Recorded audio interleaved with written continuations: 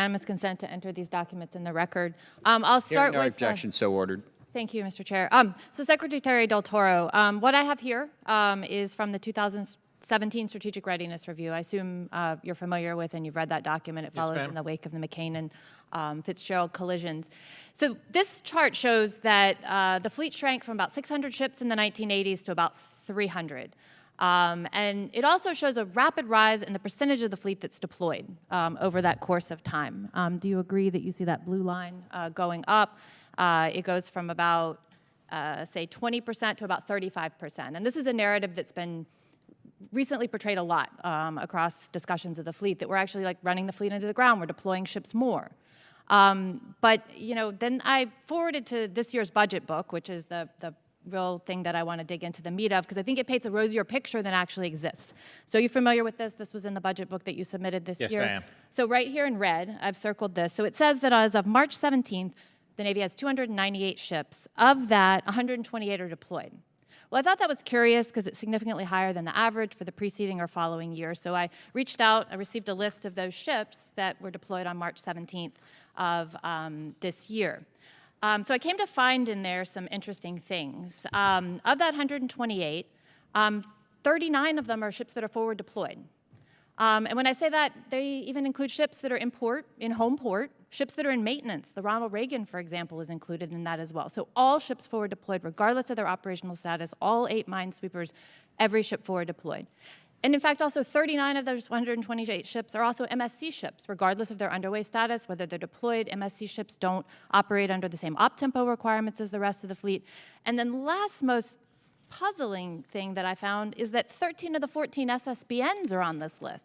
So I know it's above the classification level of this hearing, but I can say with all certainty that 13 of 14 SSBNs are not deployed or underway on any given day. So then when we get down to the math, you subtract all of those things out, I came to find that there were actually only 37 ships, which are rotational CONUS-based ships, deployed on this day in your budget report, and that's about 20%, which makes perfect sense. It makes perfect sense because the OFRP, the way the rotational forces work, seek to have about 20% of the ships deployed on any given day. So, you know, going back to this chart in the 2017 Strategic Readiness Review, I think there's been a narrative that's been carried forward that talks about, you know, the amount that we're employing and overworking the fleet, which I think when you dig into these numbers, in fact, this paints a rosier picture for the number of the ships that we actually have deployed today, as well as exaggerates, I mean, 43%, you may agree that's twice as much as actually the numbers show.